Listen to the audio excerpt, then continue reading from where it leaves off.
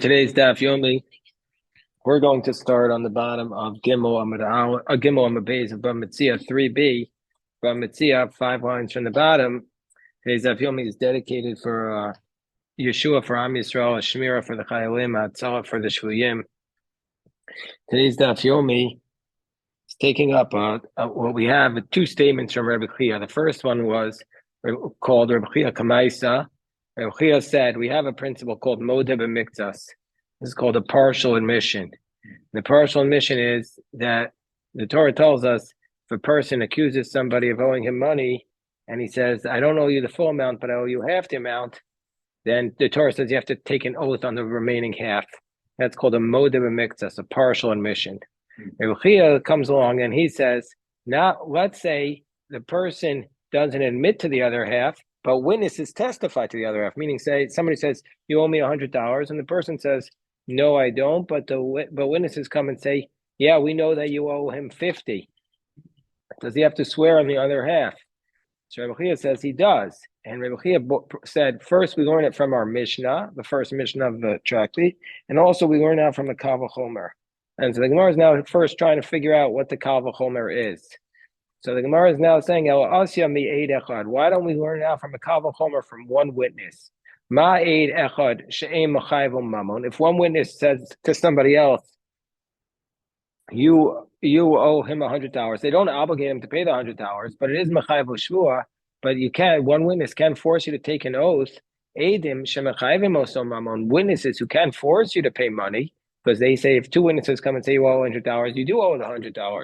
Eino din shemachayvim oso shvua. For sure, under those circumstances, for sure, the witnesses will say, for sure, the witnesses should be able to obligate you to take an oath. So therefore, that's the logical argument. So the Gemara says, no, it's not the logical argument. Why? Malaid echad shekain al masham hu meyid hu nishba.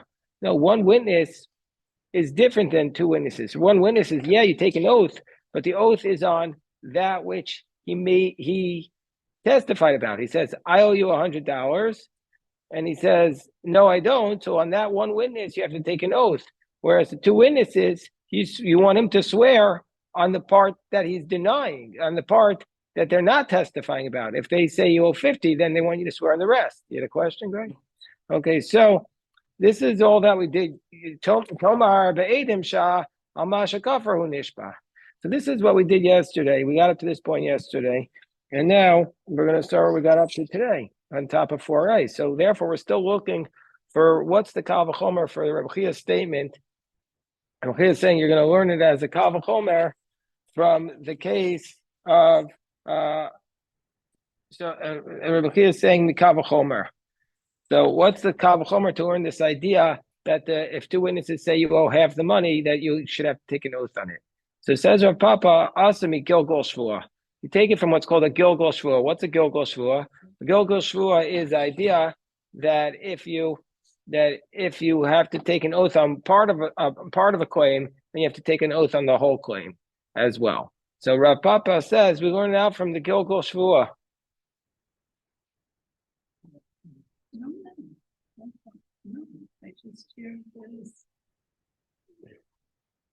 So Rav Papa says we learn out from the Gilgol Shvua. What's the Gilgol Shvua?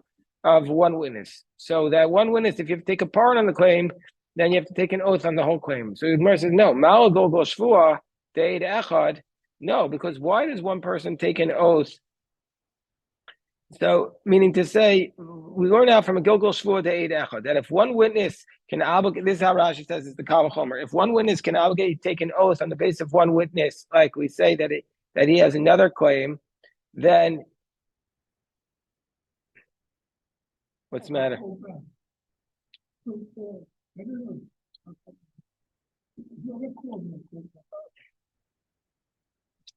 So we learn that from a Gilgol Shvua of Eid Echad. I'll read the Rashi. If you're obligated to take an oath on the basis of one witness, as we say, that if one witness has a claim, we learn out actually from Sota, then we make the person take an oath on another part. And this idea of a Gilgol Shvua is Diraisa. So for sure, in a case of two witnesses, we should make you take an oath. The Gemara says, no, but that you can't prove anything from that because Mal Gilgal Shvua, no, if a Gilgal Shvua, this concept of an oath that's coming from one part of the claim onto the other part, that is being caused by the oath itself. That's what's causing you to take an oath on the other part. Tomar be'edim, are you going to make this claim by witnesses? The mamon kamachayve. That what's the reason why you have to take an oath? There, it's the fact that the witnesses are making the claim about the money. It's not coming from the mamon kamachayve. It's not coming from the fact of an oath. It's talking about the fact that the witnesses said that you owe money. So therefore, the Gemara now says a different idea. The Gemara is going to say, but Malapiv, the Gemara says, how can you bring the Gemara says, we'll learn that from a Kal V'chomer from Piv Yochiach. So the Gemara says, let's go back on out from a Kal V'chomer from the oath of one witness. And we're going to say that even though it's not as strong as two witnesses, nevertheless, when he admits to a part of the claim, he's taking an oath. He's taking an oath on the part that he denies, and for sure, witnesses who are making him pay for part of it, for sure, then he should have to pay. He should take an oath on the other part. So the Gemara says, "Malapiv shekain eno be'achasha." No, his own testimony can't be rejected. Exactly what that means, the Rishonim discuss, but it's not like two witnesses that are subject to the claim of achasha. The Gemara says, well, one witness should prove it. Because there you have to take an oath. One witness can be rejected. And will obligate to take an oath. So the Gemara says, no, you still can't learn a case from one witness to two witnesses. Why? One witness, the person is taking an oath on that which he's testifying about it. Tomar be'edim, but in this case of the two witnesses, Shalmasha kafru nishba. You want him to take an oath on that which he's denying. So the Gemara therefore says, Piv yochiach. So maybe we'll learn that from the case of one witness. So now the Gemara says, okay, we're not going to learn out from a pure kavachomer. We're going to learn out from what's called a tzara shava, the common denominator. And then in the case of the one witness or the admission, they're coming on in a case of a claim and a denial, v'nishba, and they take an oath. Afani avi edim also bring a testimony because the witnesses on case of a claim and a denial, they should have to swear. The Gemara says, yeah, but it's not the same. In the case of these one witnesses, they haven't been established as a liar. But in the case of the two witnesses, they've established you as a liar because you said you owe nothing, and now they're proving you're lying. So therefore, maybe we don't believe him that he could take an oath. So the Gemara says, but no, it's not necessarily the case. Just because they denied what the witnesses said, it's not necessarily the case that he's an established liar. That even though they've denied what the witnesses said, they're not necessarily an established liar.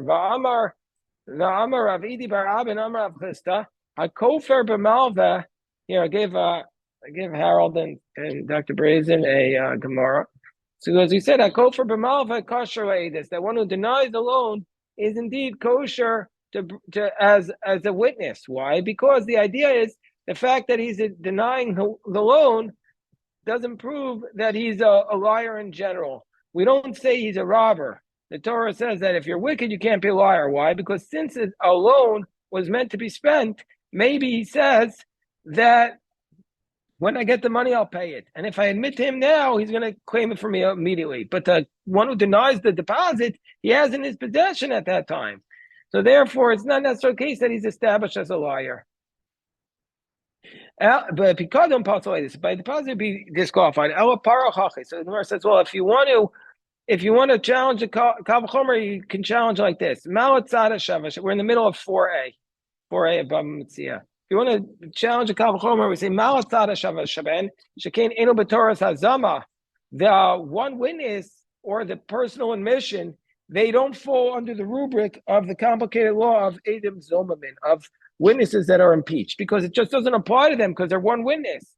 Tomar be'edim, but witnesses are sheyeshem Torah Zama, but they are in two witnesses are in the law of Hazaman. So therefore, you maybe can't make a Kavachomer to them. Gemara says, Halo Kasha. That's not going to be difficult for Rebbe Chia because Torah's Hazaman lo parach. Rebbe Chia says that that's not a question. The reason why it's not a question is because that's not considered a question. Because since Hazama will also, in the way Rashi explains it, it's not going to be considered a question because since one witness, he doesn't become an Eid Zomimim, nevertheless, his witness is disqualified if two witnesses come and knock out that witness. And so therefore, even though it's not Eid Zomimim, it's still rejected. Ela de Ka'amar Vitana Tuna. So the Gemara says, okay, you want to know something? The Gemara says, you know what, you're right. That there is a Kavachomer to support Rebbe Chia's statement. Rebbe Chia's statement, again, just to summarize, which now we learn from here is being supported by Kavachomer, is this idea that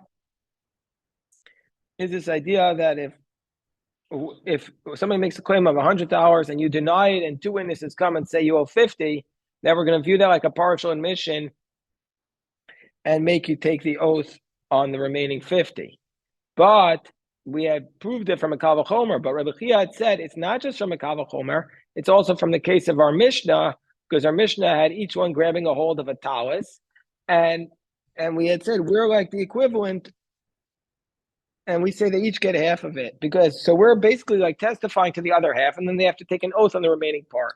So Rebbe Chia said that that's the same case of the case that he was arguing. But the Gemara now says it's not the same case. Me dummy. That which Rebbe Chia said, Vitana Tuna, that he wants to prove this from our Mishnah, they're not the same cases. Hasam Lamalva Islay Sahadi, Lova Leislay Sahadi. Says in that case, where of Rebbe Chia, in the case of the Mishnah, each one of them was testifying to the two witnesses. Each one of them was testifying, like we see them each have it, so we're testifying they each have half of it. But in the case of Rebbe Chia, where two witnesses come and say you owe the $50, the lender has witnesses, but the borrower doesn't have witnesses. We take out the next 5 words. Because if the borrower would have witnesses, then Rebbe Chia wouldn't require you to take an oath. But in this case, we're saying that each one of them has witnesses, and therefore requiring them to take an oath. So therefore, this Mishnah is not the same case as Rabbi Chia. And so therefore, the Gemara is going to say,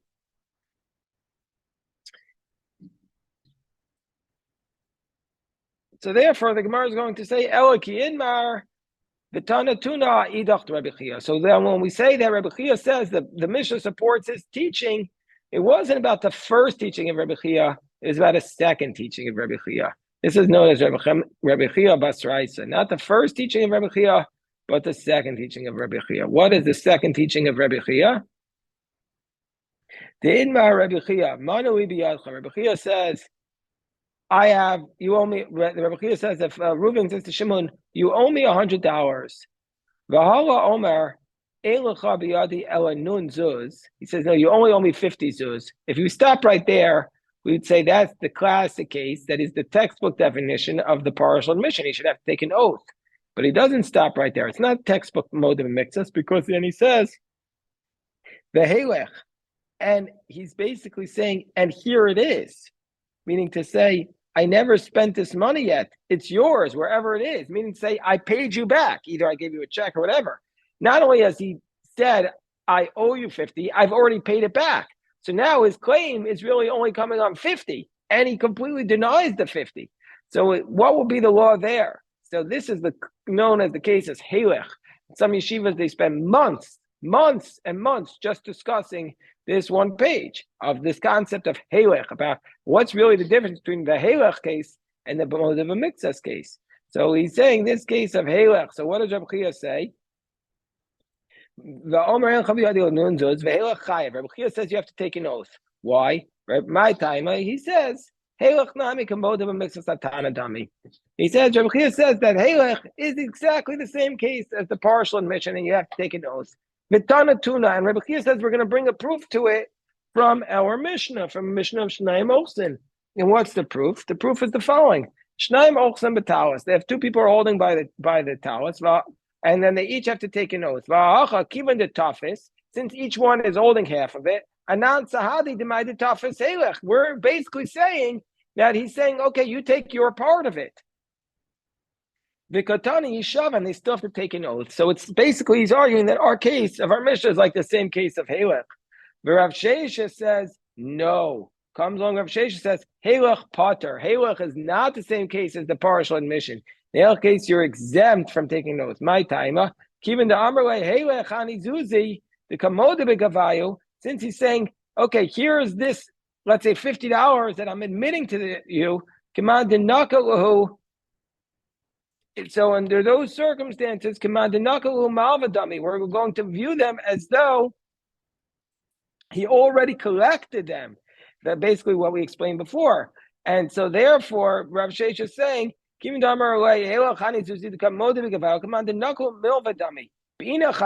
with the other 50, he's not admitting it at all. Therefore,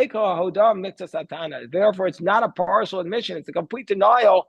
And therefore, he doesn't have to take an oath at all.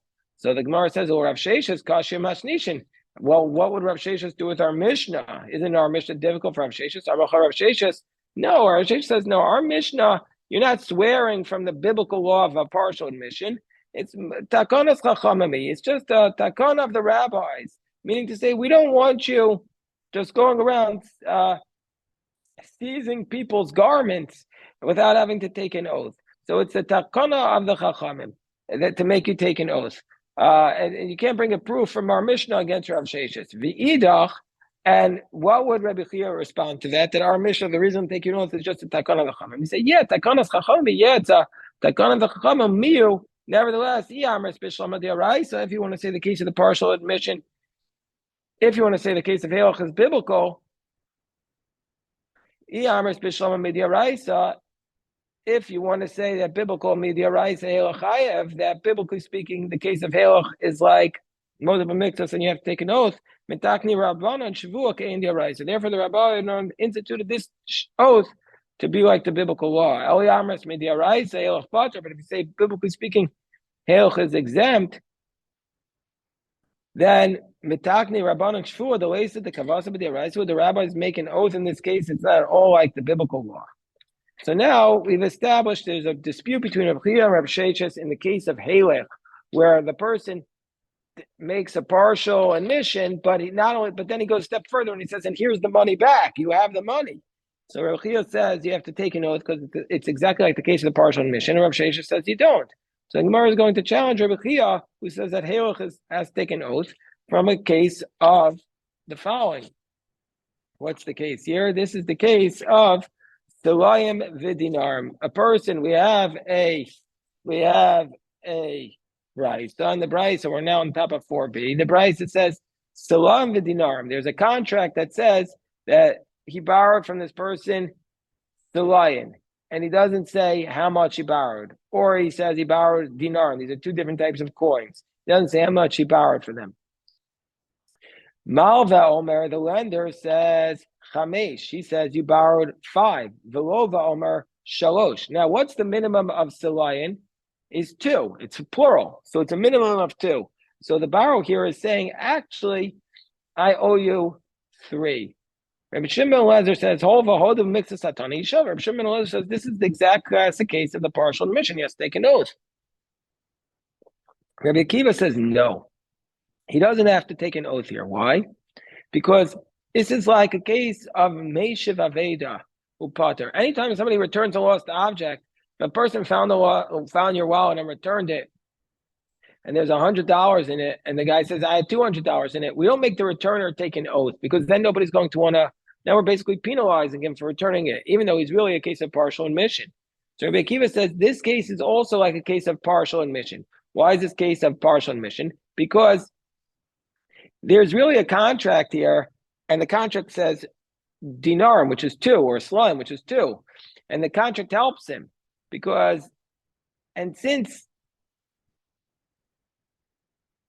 it doesn't say how many dinarim, it's clear that it's 2. And so therefore he shouldn't have to say anything.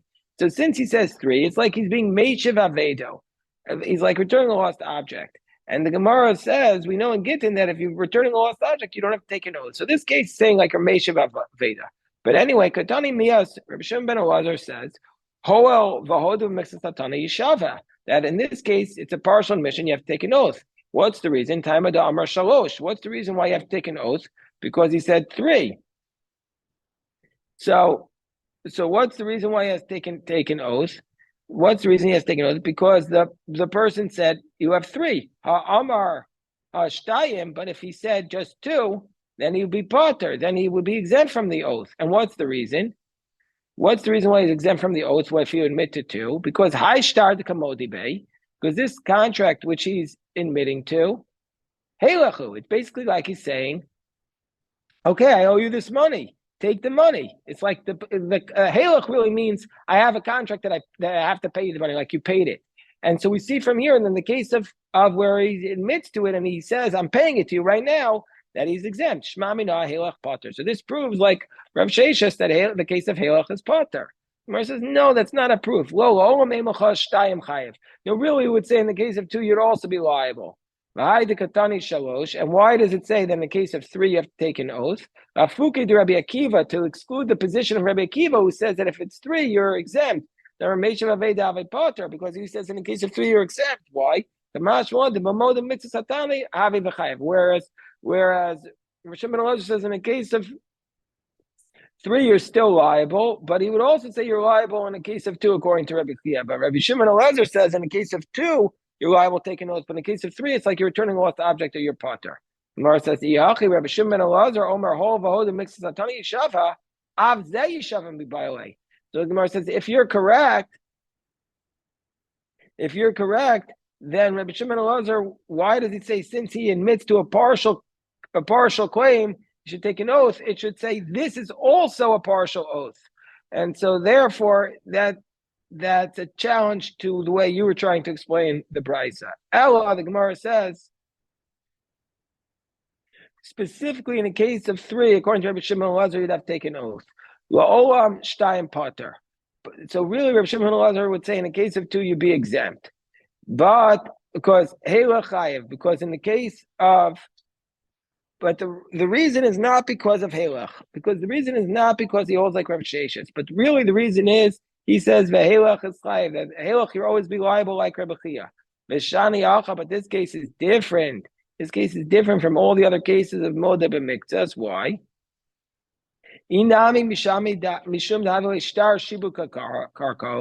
Because maybe you want to say that this case is different because you have a contract, and since there's a contract places a lien upon your property. And we have a principle that he admits, basically the borrower is admitting to that there's a lien on all the contracts, on all of his property. And we have a principle that you don't take an oath when you deny a lien on your property. That's just one of the rules, that you don't take an oath on property. And so, but when he admits to three, he's also admitting to a third coin, which is not written in the contract. And so therefore he has to take an oath from Moda b'Miktas. So the Gemara says that there are some who challenge this price, some who use this price to challenge Rav Sheshes and not Rabbi Chia, just the opposite of what we just read. Ika de most of Miseifa, that there are some who use it as a challenge to Rav Sheshes from this price. Rabbi Kiva says, Rabbi Kiva says, if you admit to three, it's like you're returning a lost object and you're potter. So what's the reason why you're potter? Taima da Amar Shalosh. The reason why you're potter, the reason why you're exempt is because you said that it is three. Hashtayim, but if you would say that you owe two, Rabbi Akiva would say that you're chayev, that you're obligated to take the oath under those circumstances. So doesn't this prove Vashtar the Kamodi Bay? And so, and don't we say that a contract which you're admitting to is like Halech and Shema Mina Halech Chayev? Doesn't this prove like Rav Chia that Halech is Chayev according to Rav Chia? The Gemara says, well, no, Rabbi Akiva would say that two is also exempt. And the reason why he says in the case of three you're exempt is Lafuke to Rabbi Shimon ben Elazar, is just to exclude the position of Rabbi Shimon ben Elazar, who says Moda b'Miktas Atanavi, that in the case of three you're doing a partial admission, and v'chayiv, and you have to take an oath. Kamash Rabbi Akiva says the Meshav Aveda of is potter. That Rabbi Akiva would say you're potter in that case. The Gemara says, and indeed, this case is logical. That the Bryce is saying that you're to say that you. And even according to Rabbi Akiva, if you would admit to two, you'd also be exempt. Hachinami mistabra. Because if you would say shtayim is chayiv, according to Rabbi Akiva, or also according to Rabbi Shimon ben Elazar, Rabbi Akiva, hi arume. So if you want to say shtayim is chayiv and shalosh, if that's the case, if you're responsible to take an oath on two, but shalosh hechi pater le Rabbi Akiva. How would Rabbi Akiva say you're exempt in that case? Hi arume kamarim. This guy is a liar. V'savar iamina shtayim. He could always say, if I would say two, ba'ina ishtabuye, they would require me to take an oath. So therefore, I'll say three. Ema shalosh to ave kameshav aveda v'pater. And that way, he could just use this claim as a way of getting at it to take an oath on two. Shma minash. So we see from here that according to Rabbi Akiva, shtayim nami pater, that two is also going to be exempt from taking an oath. So therefore, since we said that if he would admit to two, he would be exempt from having to take an oath, even though it's a case of Halech. So therefore, Kashal Rabbi Chia, isn't this therefore a question on Rabbi Chia? The Gemara says no. This case is different. Shani Asam, the case there is going to be different. Why? To come a star, that case is different because he has a contract. And this contract, the witnesses are signing on the contract. And so therefore, since the borrower is witnesses, he doesn't need to take an oath. Or else we say the same answer we gave before, because the contract is a lien on the real estate. And we don't swear on the real estate. So now the Gemara says, let's bring a proof for Rav Chia from our Zutra Breder Rav Nachman. So Mar Zutra Breder Rav Nachman challenges Rav Sheshes from a Mishnah in Shavuos. It says, Tano, that's a person takes his friend to the court from the base of Kalim v'Karkos. He says, you owe me clothing or utensils and real estate. Hoda v'Kalim, he admits to the utensils. The kafar b'karkos, he says, I don't owe you the real estate. He says, never existed. Or hoda b'karkos, or admits to the real estate, b'kafar b'kalim. And he denies the utensils. Pater, he is exempt from taking an oath from the case of partial admission. And so too, hoda mixas karkos, so if he admits to part of the real estate, he's pater. And he's going to be exempt, because you don't swear about real estate. And also, so therefore, a partial admission about the real estate is not going to bring him to an oath. But let's say mixas kelim chayiv. If he admits to a portion of the utensils, then you do take an oath on utensils. So a portion of that is called the modim mixus. You have to take an oath, and then through Gilgal Shvua, you take an oath also on the real estate. So the Gemara says, "Time of the kelim v'karkos." What's the reason why he doesn't swear if it's a circumstance of utensils and real estate? Because karkalas lavashvuahi, because real estate is not something you take an oath on, but kalim v'kalim, if it would be a case of utensils and utensils, dumya de kalim v'karkos and chayiv. If it would be a case of utensils and real estate, if it would be a case of utensils and utensils, that would be similar to a case of utensils and real estate, and you'd have to take an oath. So what are we talking about? Aren't we talking about a case where he says, listen, these utensils are in front of you? We see from here that in the case of Halach, he responds to take an oath. Gemara says, no. I'm going to tell you that this is Kalim v'Kalim, you would also be exempt. Nami Pater. Why are you responsible in the case of real estate, Kalim and real estate? Kamash Malon, Hodem Mixas Kalim, Chayav Afal Karos. That if it's to teach us this chiddush, that if you admit to a partial of the utensils, you have to take an oath on the real estate. The Gemara says, "What my kamash malon? What's it teaching us? Zokakin, is it teaching us this chiddush of Gilgal Shvua, that we force you to take an oath on one thing that you would have otherwise been exempt once we have you taking an oath on something else?" Tanina, that's an explicit Mishnah. Zokakin on nechasam she'ein la necharas, it's a nechasam she'esh la necharas. It's a specific It's a specific explicit teaching in the Mishnah and Kedushin. So the Gemara says no. Hacha, in the case of the Mishnah and Shavuos, Ikar, this is the main idea, because that's where we're teaching all the laws of oaths. But Hasam and Shavuos, Agav Krara Naspa, that the Gemara just taught it because it was taught in by something else. But it's really not the main idea there. And so then the Gemara says, Ulamanda Amar, and according to the position that Halach is Pater. Okay, we'll stop here. We'll pick this up. We'll stop this here and pick this up, God willing, next time.